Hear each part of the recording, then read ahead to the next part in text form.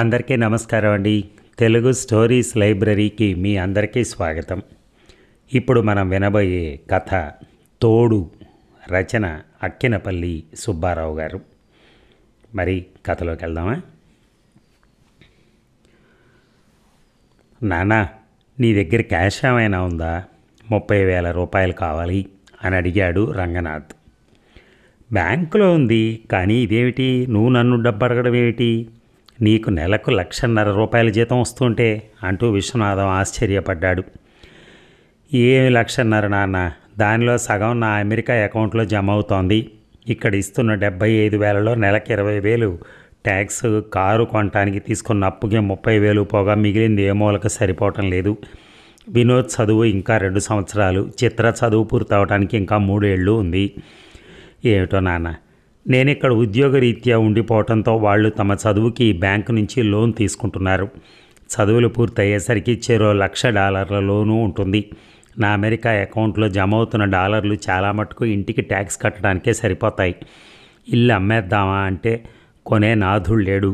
అదీగాక పిల్లలు సెలవులకి ఇంటికి వస్తే ఒక కొంపంటూ ఉండాలి కదా. It is terrible, really it is terrible అంటూ తన బాధ వెళ్ళగక్కాడు రంగనాథ్. విశ్వనాథం ఏమీ మాట్లాడలేదు. తిరిగి ఇచ్చేస్తాను నాన్న, కంగారు పడకు అన్నాడు రంగనాథ్.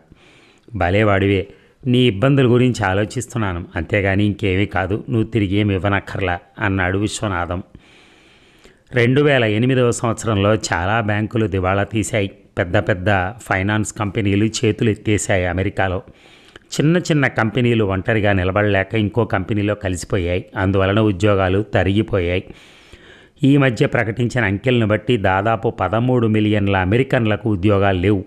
మళ్ళీ పాత ధోరణికి రావటం దాదాపు అసంభవం అంటున్నారు. ఉద్యోగాలు కోల్పోయిన వాళ్ళలో కొంతమందికి నాకున్న అర్హతలే ఉన్నాయి. నేను బ్యాంకులో పనిచేశానుగా, నాకు మంచి ఉద్యోగంలో స్థిరపడటానికి సమయం పడుతుంది. నీకేమో ఇప్పుడు ఉన్న ఉద్యోగం చిన్నదా నాన్న? నెలకు 5,00,000 రూపాయల జీతం ఎక్కడా, ముష్టి 1,50,000 ఎక్కడా? రంగనాథ్ నిట్టూర్చాడు. దిగాలు పడుతున్న 45 ఏళ్ల కొడుకుని ఎలా ఓదార్చాలో తెలియక తికమకపడ్డాడు విశ్వనాథం. ఇక్కడికొచ్చి నువ్వు తప్పు చేశాను అనుకుంటున్నావా అని అడిగాడు. విశ్వనాథం తడారిపోయిన గొంతుకును అదుపులోకి తెచ్చుకుంటూ, ఇక్కడికి గత్యంతరం లేక వచ్చాను. ఇక్కడికి రాకుండా, పని లేకుండా ఇంట్లో కూర్చోవటం కంటే ఒక అమెరికన్ కంపెనీకి పనిచేస్తున్నాను అనే రెజ్యూమే మీద ఉండటం చాలా శ్రేయస్కరం నాన్న. పని లేకుండా ఇంట్లో 2-3 ఏళ్ళు కూర్చుంటే ఇంటర్వ్యూలకు పిలిపే రాదు. అదవా వచ్చిన ఈ 2 ఏళ్లలో ఏం చేశావు అని అడుగుతారు. అప్పుడు తెల్లమొహం వేయాల్సి వస్తుంది.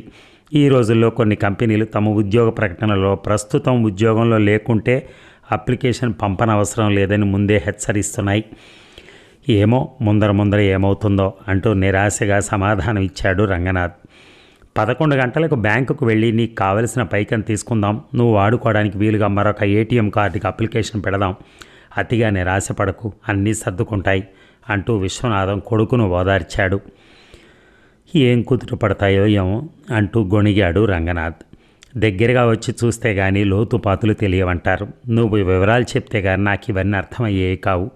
గత 20 ఏళ్లుగా అమెరికాలో బతుకుతున్న నీకు ఇతరుల సలహా అనవసరం. స్నానం అది చేసి తయారుగా ఉంటాను, బ్యాంకుకు వెళ్దాం అంటూ కుర్చీలోంచి లేచారు విశ్వనాథం. ఇక నాన్న, నేను పనిచేస్తున్న బ్యాంకు నాకు అమెరికాలో గతంలో పనిచేసిన విభాగంలో ఉద్యోగం ఇస్తామని చెప్పారు.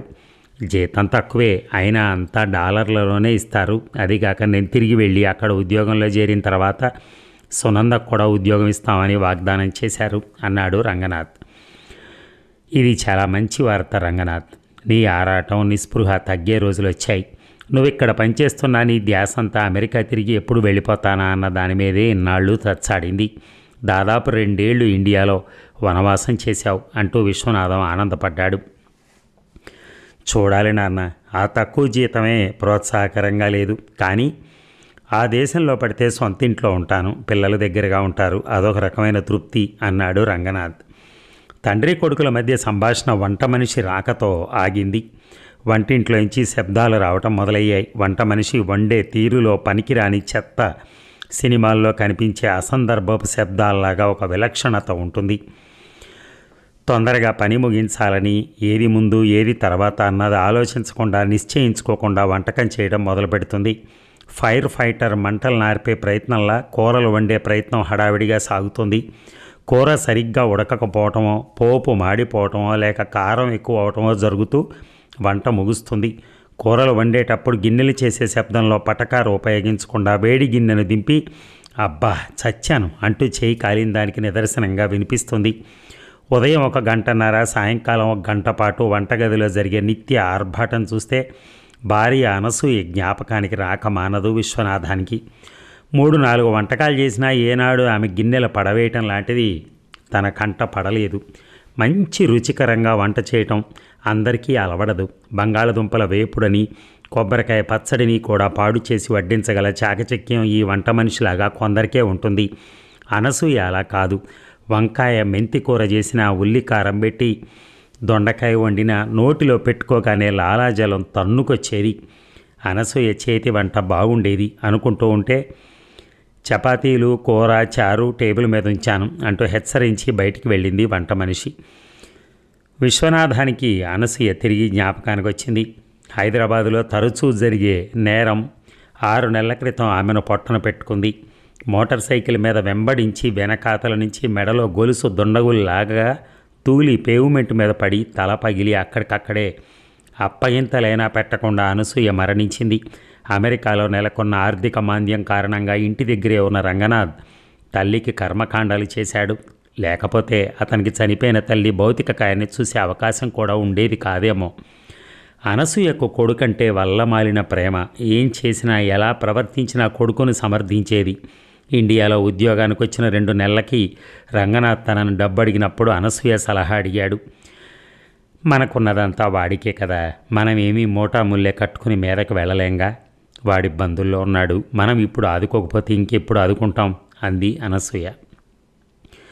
ఊరికే వచ్చిన డబ్బుకి వెంట్రుక వాసంత కూడా విలువలేదని, ఏదైనా ఒక పద్ధతి ప్రకారం జరగాలని అనసూయకు చెబుదామనిపించినా ఆమెకు కొడుకంటే ఉన్న పిచ్చి ప్రేమ జ్ఞాపకానికి వచ్చి తన మనసులో ఉన్న చెప్తే ఆమె నొచ్చుకుంటుందని, రెచ్చిపోతుందని గమ్మున ఊరుకున్నాడు. ప్రతి నెల తన అకౌంట్లో 35,000 పెన్షన్ పడుతుంది. దానికి లంకె ఉన్న ఏటీఎం కార్డు రంగనాథ్కిచ్చి 1.5 సంవత్సరం పైనే అయింది. ఆ అకౌంట్లో అంతకుముందు 2 లక్షల రూపాయలు ఉన్నట్టు జ్ఞాపకం. అదీ కాక ఒక డిపాజిట్ మెచ్యూర్ అవడంతో 2 లక్షలు జమ అయ్యాయి. ఈ మధ్యన చూస్తే ఆ అకౌంట్లో కేవలం 40,000 ఉన్నాయని గ్రహించాడు తను. అనసూయ కర్మకాండలకు 1 లక్ష, ప్రతి నెల తను తీసే 20,000ను పరిగణలోకి తీసుకుంటే రంగనాథ్ ఆ అకౌంట్లోంచి దాదాపు 5 లక్షలు తీసి వాడుకున్నాడు. అంతా వాడివే కదా అంది పిచ్చి అనసూయ. మొట్టమొదటిసారి నోరు తెరిచి నాన్న 30,000 కావాలని అడిగాడు రంగనాథం. కానీ తర్వాత తను ఎంత డబ్బు దానిలోంచి తీస్తున్నాడో తనకి చెప్పలేదు. అంతా వాడికే కదా అన్న అనసూయ మాటకు విలువిచ్చినా అంత పెద్ద మొత్తం అకౌంట్లోంచి తీసినప్పుడు తండ్రికి చెప్పాలని రంగనాథ్కి ఎందుకు తట్టలేదో అనుకుంటూ కళ్ళు మూసుకున్నాడు విశ్వనాథం. ఇక భోజనానంతరం నడకకు వెళ్ళే అలవాటు ఉంది విశ్వనాథానికి. యథాప్రకారం 8 గంటల 30 నిమిషాలకు బయటపడిన విశ్వనాథానికి 10 నిమిషాలు నడవక ముందరే బొప్పాయి పళ్ళ తోపుడు బండి కనపడేసరికి బేరం మొదలెట్టాడు. 30 రూపాయలకి ఇస్తే ఇయ్యి, లేకపోతే వద్దు. సరే తీసుకోండి అంటూ బొప్పాయి పండును అందించాడు తోపుడు బండి మనిషి. జేబులో చేయి పెట్టి చూసిన విశ్వనాథానికి పర్సు తగలలేదు. అయ్యో, పర్సు తీసుకురావడం మర్చిపోయాను, తర్వాత చూద్దామని విశ్వనాథం ముందరికి నడవబోతుంటే పర్వాలేదు సార్, మీరు నాకు పరిచితులే, రేపిద్దరు కానీ అన్నాడు పండ్ల మనిషి. నువ్వు ఇక్కడ ఎంతసేపు ఉంటావు? ఇంకో గంట ఉంటాను. సరే ఇప్పుడే వస్తాను అంటూ వెనుదిరిగి ఇంట్లోకి ప్రవేశించబోతుంటే లోపల జరుగుతున్న సంభాషణ విశ్వనాథాన్ని ఆపింది.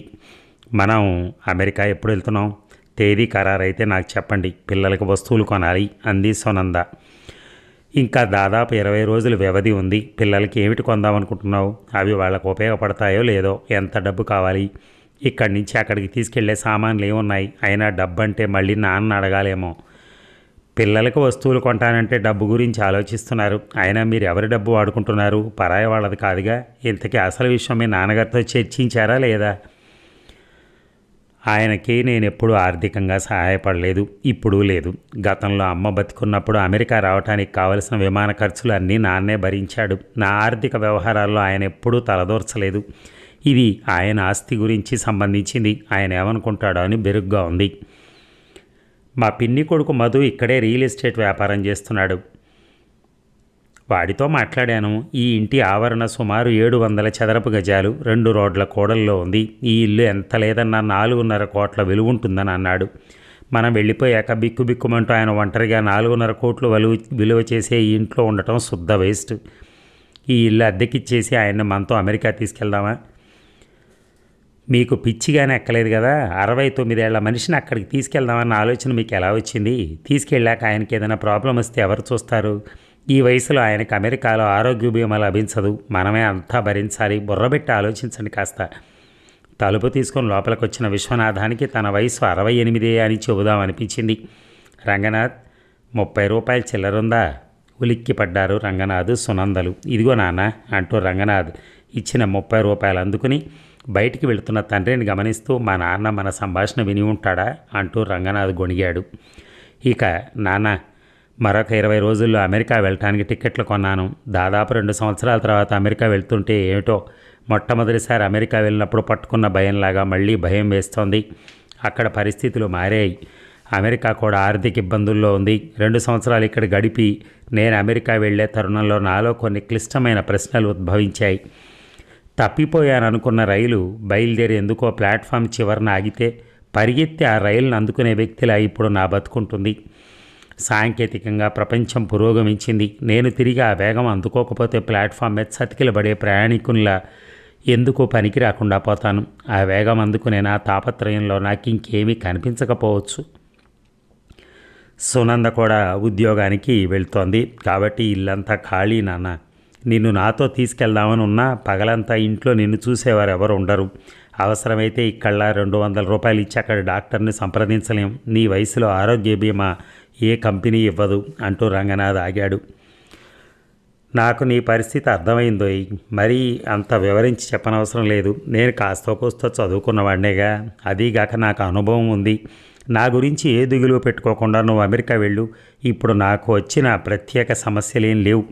అలాంటివి ఎదురైనప్పుడు దానికి పరిష్కార మార్గం వెతుకుదాం అంటూ డైనింగ్ టేబుల్ దగ్గర నుంచి లేవబోయాడు విశ్వనాథం. నువ్వు చెప్పింది నిజమే నాన్న. కానీ సమస్య ఇచ్చాక పరిష్కారం వెతికే కంటే ఆ సమస్య రాకుండా ముందు జాగ్రత్త తీసుకోవటం శ్రేయస్కరం. మేము వెళ్ళాక నువ్వు ఇక్కడ ఒంటరిగా ఉంటావు. హైదరాబాద్ లాంటి నగరాల్లో ఏ సహాయం లేకుండా ఒంటరిగా ఉండటం మంచిది కాదు. నీకు పెన్షన్ వస్తుంది, అది నీకు ఎక్కి తొక్కి. అలాంటప్పుడు ఒంటరిగా ఈ ఇంటిలో నివసించే కంటే ఈ ఇల్లు అమ్మేసి ఒక మంచి ఫ్లాట్లోకో లేక రిటైర్మెంట్ హోమ్కో మారితే అయితే నీకు సహాయం లభిస్తుంది. నేను నీ గురించి ఆలోచిస్తున్నాను. హైదరాబాద్లో నిత్యం జరిగే నేరాలు, దోపిడీల సంగతి నీకు నేను వేరే చెప్పనవసరం లేదు అన్నాడు రంగనాథ్ నుదుటిన పట్టిన చెమటం తుడుచుకుంటూ. 2 రోజుల క్రితం కొడుకు కోడల మధ్య జరిగిన సంభాషణ వినటం వలన వాళ్ళ ఆలోచన గురించి అవగాహన ఉన్న విశ్వనాథానికి ఆశ్చర్యం కలగలేదు. తండ్రి ఆశ్చర్యపడిపోవటం రంగనాథ్కి ఆశ్చర్యం కలగజేసింది.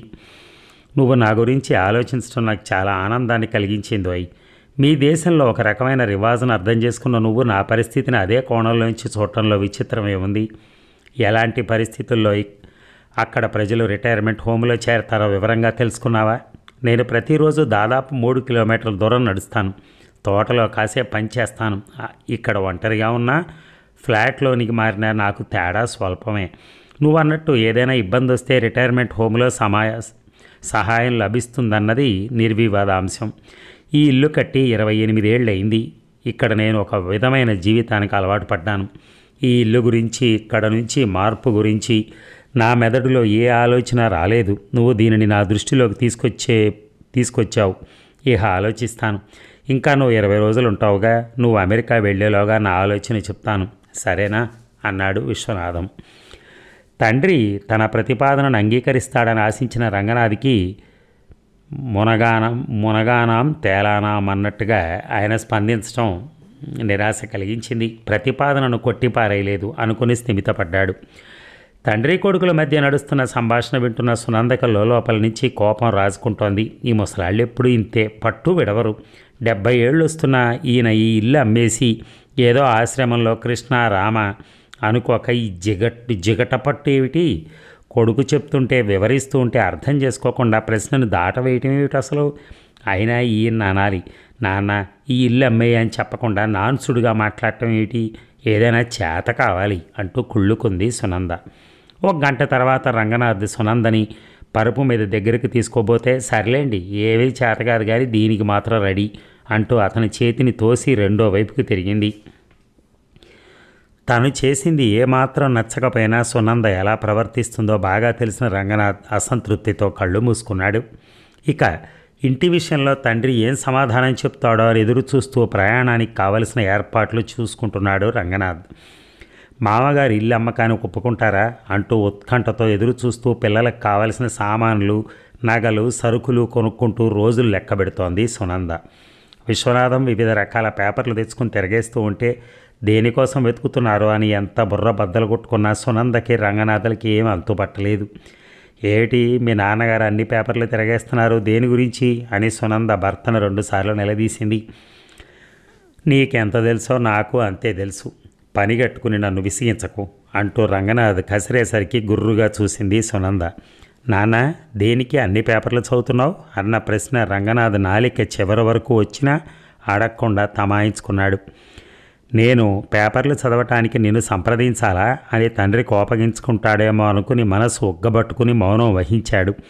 తండ్రి లేనప్పుడు ఆదరాబాదరాగా పేపర్లన్నీ తిరగేస్తే రియల్ ఎస్టేట్ అండ్ ప్రాపర్టీస్ భాగం మీద గీతలు ఉండడం చూసి ఓహో ఇల్లు అమ్మితే ఎంత డబ్బు వస్తుందో అని వాకప్ చేస్తున్నాడనిపించి రంగనాథ్ తృప్తి పడ్డాడు. రంగనాథ్ సునందల అమెరికా ప్రయాణం 2 రోజులు ఉందనగా అందరూ రాత్రి భోజనం చేశాక రంగనాథ్, నువ్వు చేసిన ప్రతిపాదన గురించి ఆలోచించాను. ఈ ఇల్లు నా గురించి, నా నిర్ణయాన్ని తాత్కాలికంగా వాయిదా వేస్తున్నాను. దానికి 2 కారణాలు ఉన్నాయి. ఒకటి, నేను నా శేష జీవితాన్ని ఎలా గడపాలి అన్న అంశం మీద ఒక నిశ్చిత అభిప్రాయానికి రాలేదు. 2 ముఖ్యమైంది, ఇప్పుడు రియల్ ఎస్టేట్ మార్కెట్ హీనదశలో ఉంది. ధరలు దాదాపు 20% పడిపోయాయి. త్వరలో పెరుగుతుందని అందరూ నమ్ముతున్నారు. తొందరపడి చౌకగా అమ్మేయటం అంటే నీకు ఇష్టం ఉండదని నాకు తెలుసు.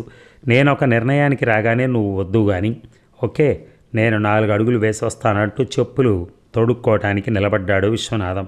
బయటికి వెళ్ళబోతూ ఆగి, నీ కారు అమ్మకం, దానికి సంబంధించినటువంటి పేపర్లు అందించడం పూర్తయిందా? ఇక్కడ నీ వ్యవహారాలేమీ అసంపూర్తిగా వదిలేయలేదు కదా అంటూ గడప దాటాడు విశ్వనాథం. అన్నీ పూర్తయ్యాయి నాన్న అన్నాడు రంగనాథ్ తడారిపోయిన గొంతుకును అదుపులోకి తెచ్చుకుంటూ. మీకేమీ సరిగా చేయటం రాదు, లౌక్యం అసలే తెలియదు నాన్న. బాగా ఆలోచించి ఎలా చేస్తూ మంచిది అన్న నిర్ణయానికి వచ్చాను. నీకు దాదాపు 70 ఏళ్ళు, ఒంటరిగా ఉండకూడదు. అలాంటప్పుడు నేను చెప్పినట్టు ఎందుకు చేయటం లేదు అంటూ ఆయన నిలదీస్తూ బుజ్జగిస్తూ ఒప్పించాలి కానీ మీరు మన్ను తిన్న పాములాగా గంగిరెద్దులాగా తల ఊపి ఏదో కంఠస్థం చేసిన పాఠం అప్పచెప్పినట్టు 2 పొడి ముక్కలు చెబితే కార్యం సానుకూలపడుతుందా? 6 నెలలు సహవాసం చేస్తే వారు వీరవుతారంటారు. మనం 23 ఏళ్లుగా కాపురం చేస్తున్నాం, కానీ మిమ్మల్ని ఏమీ మార్చలేకపోయాను నేను అంటూ సునంద రుసరుసలాడుతూ రంగనాథిని దులిపింది. ఆపు నీ దండకం, ఎప్పుడు చూసినా దెప్పుళ్లే, నాకు బాగా చేతనవును, మీకేమీ రాదు అన్న వాక్యం కొన్ని 100 సార్లు నీ నోటంట విన్నాను నేను. అందుచేత దానికి విలువ లేదు. నువ్వు ఏది పడితే అది చెప్పినట్టు చేయటానికి ఇదేమీ చిన్న వ్యవహారం కాదు. పెద్దవాడైన నా తండ్రిని దబాయించి ఆయనని మనకిష్టమైనట్టు చేయమంటాం ఎంత దారుణం. ఆయన బాగు కోసం అన్నావు ఒకసారి నువ్వు. ఈ 2 సంవత్సరాల్లో ఆయనకు వండడం కానీ కనీసం ఒక కప్పు కాఫీ అయినా ఇచ్చావా? ఆయన కుదుర్చుకున్న వంట మనిషి చేతి వంట తింటూ అప్పనంగా వచ్చిన డబ్బును వాడుకుంటూ బరువు పెరిగావు. విడిగా ఇక్కడ ఖర్చు పెడుతున్నావు. అమెరికాలో కూపన్లు కట్ చేసి ఎక్కడ వస్తువు చౌకగా దొరుకుతుందా అని బతికిన నీకు ఆయన డబ్బు విలువ తెలియటం లేదు. ఆయన అమెరికా వచ్చినప్పుడు 2 నెలల పాటు మనతో ఉన్నప్పుడు ఎప్పుడైనా పట్టించుకున్నావా? ఆయన ఇంటి విలువ 4.5 కోట్లు అని తెలిసేటప్పటికీ ఆయన గురించి ఆలోచిస్తున్నట్టు ఫోజ్ కొడతావా? ఇప్పుడు అమ్మితే 20% తక్కువ వస్తుందని తర్వాత ఆలోచిద్దామని అన్నాడు ఆయన. అది నీకు నచ్చకపోతే నువ్వే వెళ్ళి ఆయనతో మాట్లాడు, నన్ను ముందర తోయకు. అయినా నోరు వెళ్ళబట్టుకొని చూస్తున్న సునందని ఆశ్చర్యంలో ముంచి చెప్పులు వేసుకుని ఇంట్లోంచి బయటపడ్డాడు రంగనాథ్. రెండోసారి తిరగబడ్డ భర్త ప్రవర్తన, కొరకరాని కొయ్యలా భీష్మించు కూర్చున్న మామగారి ధోరణి, సునంద అహం మీద సమ్మెట పోటులా పడితే దానికి చటుక్కున తిరుగుడు తట్టక కుతకుతలాడిపోతూ బెడ్రూమ్లోకి ప్రవేశించి టెలివిజన్ ఆన్ చేసింది. టెలివిజన్లో ఏదో హిందీ సీరియల్ నడుస్తోంది. మధ్యతరగతి కుటుంబానికి సంబంధించిన సీరియల్ అది. ఆ సీరియల్లో ఏ పాత్రను చూసినా ఆఖరికి పని మనిషిని గమనించినా అందరూ నగలతో దగదగలాడుతున్న వాళ్ళే. భర్త ఇతర మగాళ్ళు ఎదురు పడినప్పుడు ఏదో గొడవ గౌరవం ప్రదర్శించినట్టుగా స్త్రీలు మొహం మీదకి ముసుగులు ఆగేసుకోవటం, వాళ్ళు వెళ్ళాక వాళ్ళ మీద కుతంత్రపు ఆలోచనలు, రహస్య ప్రేమాయణాలు, ఆస్తి కోసం మతలబులు చూడగానే సునంద ఆలోచనలు మళ్ళీ జూబ్లీ హిల్స్ ఇంటి మీదకు మళ్ళాయి. 1,00,000, 2,00,000, కనీసం 4.5 కోట్ల రూపాయలు అంటే దాదాపు $8 లక్షల. 70 ఏళ్ల ముసలాయన ప్రతిఘటించాడని ఊరుకుంటామా? ఆ మేస్తే సరి, ముసలాయన మీదకి వెళ్ళేటప్పుడు ఏమైనా పట్టుకెళ్తాడా? జాగా కొని ఇల్లు కట్టించడం తనకి తన పిల్లలకేగా. ఆ వయసులో ఏ రోజైనా హరి అనొచ్చు. అలాంటప్పుడు ముందరే, అది మతిమరుపు రాకముందరే తెలివి తెచ్చుకోవచ్చు కదా. అసలు ఇంతకీ రంగనాథన్ అనాలి. ఆ మాత్రం వివరించలేని చవటతనాన్ని ప్రదర్శించిన భర్త రాత్రి అయ్యేసరికి పక్కకు చేరడం తప్ప ఇంకేం చేతనవును. రంగనాథ్ బాగా ఆర్జించిన రోజుల్లో వచ్చిన సంవత్సరపు జీతానికి ఇల్లు ఖరీదు దాదాపు 8 రెట్లు. శరీరం మీద దోసిళ్లతో దురదాకు గుండ పూస్తే ఉద్భవించిన దురద గోక్కోగా మంటబుట్టినట్టుగా శరీరం, మెదడు చేతగాని తనంతో ఉడికిపోతున్నాయి సునందకి. $8 లక్షల అనుకుంటూ తన అక్కసు వెళ్ళగట్టడానికి భర్త ఎప్పుడొస్తాడా అని ఎదురు చూస్తోంది ఆమె. రాత్రి 9 గంటలైనా రంగనాథ్ జాడలేదు. $8 లక్షల. వినోద్ చిత్రల చదువుల కోసం తీసుకున్న స్టూడెంట్ లోన్స్ తీర్చేయచ్చు. ఇంటి మీద, కార్ల మీద అప్పులు తీర్చేయగా కావలసినంత డబ్బు మిగులుతుంది. ఈ ఎడీయన అనే భర్త కోసం ఆదుర్దాగా నిరీక్షించింది సునంద. ఇక సాయంకాలం 6 గంటలైంది. కారులోంచి దింపిన బరువు సామాన్లతో తలుపు తీసుకుని ప్రవేశించి సామాన్లను కిచెన్లో ఉంచి ఉస్సూరంటూ సోఫాలో చతికిలబడింది 57 ఏళ్ల అమృత. ఇల్లంతా నిశ్శబ్దాన్ని ఆప్యాయంగా కౌగిలించుకుని గాఢంగా నిద్రపోతోంది. ఆకలిగా లేదు, దప్పిక లేదు, కానీ ఏదో ఒకటి చేయకపోతే పిచ్చికేలా ఉంది అమృతకి. అందరూ ఒంటరితనాన్ని భరించలేరు. ఒంటరితనం ఆస్వాదించగలగడం కూడా ఒక వరం అన్నారు ఎవరో. దాని మాట ఎలా ఉన్నా తను మాత్రం విపరీతమైన మానసిక ఒత్తిడికి లోనవుతోంది. 8 నెలల క్రితం కామేశం గుండెపోటుతో మరణించినప్పటి నుంచి ఒంటరిదైపోయింది. 2000 మైళ్ళ దూరంలో ఉంది సుగుణ. అమృత మెదడు గతంలోకి దౌడు తీసింది. కామేశం చనిపోయిన తర్వాత తనతో ఉండమని కూతురు సుగుణ తనను తీసుకెళ్ళింది. సుగుణలో తండ్రి చనిపోయినందుకు విచారం కానీ, తనంటే ప్రత్యేకమైన సానుభూతి కానీ కనపడలేదు. ఆంథ్రోపాలజీ విభాగంలో డిగ్రీ తీసుకున్న సుగుణకి ఉద్యోగ అవకాశాలు తక్కువ కావడంతో ఏదో చిన్న ఆఫీసులో పనిచేస్తోంది. ఉద్యోగం దొరక్క కొన్నాళ్ళు జీతం తక్కువ ఇచ్చే ఉద్యోగానికి ఉదయం 1 గంట, సాయంకాలం ఇంకో గంట ప్రయాణానికి వెచ్చించడానికి ఇష్టం లేక కొన్నాళ్ళు ఉద్యోగంలో చేరలేదు. తర్వాత కూతురు పుట్టడంతో పిల్లల సంరక్షణకు ఇబ్బంది అవుతుందని మరో 3 ఏళ్ళు ఉద్యోగానికి వెళ్లకుండా గడిచాయి. కూతుర్ని క్రచ్లో ఉంచి ఏదో ఒక ఉద్యోగం అంటూ ఇంటికి దగ్గరగా ఉన్న ఉద్యోగాలు చేరేటప్పటికీ డిగ్రీ తీసుకున్న తర్వాత 8 సంవత్సరాలు గడిచాయి. సుగుణ భర్త శంకర్రావు ఇంజనీర్. ఈ దేశంలో ఆర్థికంగా ఎదగడానికి భార్యాభర్తలు ఇద్దరూ ఉద్యోగం చేయడం ఎంతో ముఖ్యం. సుగుణకు డిగ్రీ ఉన్నా ఏం లాభం, ఆ డిగ్రీకి విలువ లేదు. ఆంథ్రోపాలజీ విభాగంలో కాకుండా ఏ కంప్యూటర్ సైన్స్లోనో కెమిస్ట్రీలోనో చేస్తుంటే మంచి ఉద్యోగం లభించేది. మామగారు సుగుణని అవసరమైన కోర్సు చేపిస్తే ఆమెకు ఈ ఉద్యోగపు వేటలో ఇబ్బందులు ఉండేవి కావు, జీతం ఎక్కువ వచ్చేది అన్నాడు ఒకరోజు. భర్త దెప్పి పొడుపు నచ్చకపోయినా సుగుణ ఏమీ మాట్లాడలేదు. అమృత కూడా మౌనం వహించింది మొదటిసారి. కానీ శంకర్రావు అదే భావనను 2-3 సార్లు వ్యక్తపరిచినప్పుడు ఆయన సుగుణను విభాగం మార్చుకోమని చెప్పారు. కానీ సుగుణ వినిపించుకోలేదు, అంది భరించలేక. బాగుందండి, సుగుణ అప్పట్లో చిన్నపిల్ల, ఏది మంచిదో ఏది మంచిది కాదో పెద్దవాళ్ళకి తెలిసినట్టుగా అప్పుడే హై స్కూల్ చదువు ముగించిన సుగుణకి ఎలా తెలుస్తుంది అన్నాడు శంకర్రావు. శంకర్రావు చదువు అంతా ఇండియాలోనే నడిచింది. ఇంజనీరింగ్ విభాగంలో మాస్టర్స్ డిగ్రీ పుచ్చుకుని అమెరికా వెళ్ళిన శంకర్రావుకి తన స్వంత చిన్ననాటి అనుభవం మీద చాలా నమ్మకం. ఇండియాలో పిల్లల చదువు మీద తల్లిదండ్రుల ప్రభావానికి, అమెరికాలో పుట్టి పెరిగిన పిల్లల మీద తల్లిదండ్రుల ప్రభావానికి చాలా తేడా ఉందని చెప్పాలనిపించింది. కానీ అల్లుడితో వాదనకు దిగటానికి సుముఖంగా లేక తను మౌనంగా ఉండిపోయింది. సుగుణ శంకర్రావు ఉద్యోగాలకి ఉదయం 7:30 గంటలకు వెళ్ళి తిరిగి సాయంకాలం 6:30-7 గంటలకు తిరిగి వస్తూ ఉంటే మనవరాలు జ్యోతిని సముదాయించే భారం తనపై పడింది. 7 ఏళ్ల జ్యోతికి మంకుపట్టు ఎక్కువ. పిల్లలు అందరూ అంతే అని తను ఎంత సరిపెట్టుకున్నా చెప్పిన మాట అసలు వినేది కాదు. ఎర్ర రంగు గౌను వేసుకుంటాను అంటే చాలు, అది వేసేదాకా జ్యోతి ఏడుపు ఆపేది కాదు. ఈవేళ నాకు ఫీజు కావాలి అందొక రోజు. ఈవేళ దోశలు వేశాను, రేపు పిజ్జా తిందు కానీ అంటే జ్యోతి ఎంతమాత్రం తన పంతం సడలించలేదు. రోజు రోజుకి జ్యోతి మంకుపట్టు ఎక్కువ అవుతోంది. కట్టడి చేయకపోతే లాభం లేదు అంది తను ఒకరోజు దానిని ఆగడం భరించలేక. దీంతో లాభం నష్టం అంటే ఏమి లేదు, ఉన్నది ఒకే ఒక పిల్ల, దానికి నచ్చినట్టు చేయటంలో ఆనందం ఉంటుంది. తల్లిదండ్రులు, తాత, అమ్మమ్మలు తమ ఉద్దేశాలను వాళ్ళ మీద రుద్దితే వాళ్ళు క్రమేపీ వాళ్ళ ఆలోచన శక్తిని కోల్పోతారు. వాళ్ళల్లో ఉన్న సృజనాత్మకత కళ చచ్చిపోతుంది అన్నాడు శంకర్రావు. నోరు మూసుకోండి, తెలియని అనవసర విషయాల్లో జోక్యం చేసుకోకండి అని నేరుగా చెప్పకుండా చెప్పినట్టున్న పూతపూసిన అల్లుని మాటలకు ఆలోచనలో పడేసింది అమృతని. పగలు 12 గంటలు వాళ్ళు ఉండరు. ఆఫీసుల నుంచి తిరిగి వచ్చి అబ్బా తెగలిసిపోయామంటూ నిస్తేజంగా కాసేపు కాళ్ళు చాపుకొని డిన్నర్ తిని పగలు రికార్డైన టెలివిజన్ ప్రోగ్రాం చూస్తూ ఆవలిస్తూ నాకు నిద్రొస్తుందంటూ రోజు ముగించే వాళ్ళ జీవితాలు ఒక ధోరణిలో వెళ్తుంటాయి. తన మాటకేమైనా విలువుందా అన్నది అనుమానమే అయినా తను వాళ్ళకి ఏ విధంగా ఉపయోగపడుతుంది, లేకపోతే తను ఇక్కడ ఎందుకున్నట్టు అన్న ప్రశ్న కళ్ళ ముందు నిలిచేది. ఆ సమయంలో హైదరాబాద్ నుంచి ఒక వేదాంత్ వచ్చాడు. సాయంకాలం అతను భాషణ ఉంది, వెళ్దాం అన్నాడు శంకర్రావు. ఆశ్చర్యంగా అతని వైపు చూసింది. సాయంకాలం ఒకరింటికి మేము వెళ్ళాలి. ఈ ఉపన్యాస వేదిక మేము వెళ్ళబోయే చోటుకి దగ్గరే, మిమ్మల్ని అక్కడ వదిలేసి తర్వాత పికప్ చేస్తాను అన్నాడు అల్లుడు. తీరా అక్కడికి వెళ్ళాక ఈ ఉపన్యాసం వినటానికి టిక్కెట్ అంటూ ఏమీ లేదు, కానీ ఆయన ఇక్కడికి తీసుకురావడానికి ఖర్చులు ఉంటాయిగా, మీకు తోచిన డొనేషన్ ఇస్తే బాగుంటుంది, బలవంతమేం లేదన్నాడో కార్యకర్త. శంకర్రావు ముడుచుకున్న మొహాన్ని అదుపులోకి తెచ్చుకుంటూ పర్సులోంచి $10 తీసి కార్యకర్తకి అందించాడు. మీరు ఇక్కడే ఉండండి, మేము త్వరగానే వచ్చేస్తామంటూ నిష్క్రమించక ముందరే ఉపన్యాసం మొదలైంది. ఆ ఉపన్యాసం ఏ అంశం మీదో తను గ్రహించలేదు, దాని మీద దృష్టిని కేంద్రీకరించలేదు.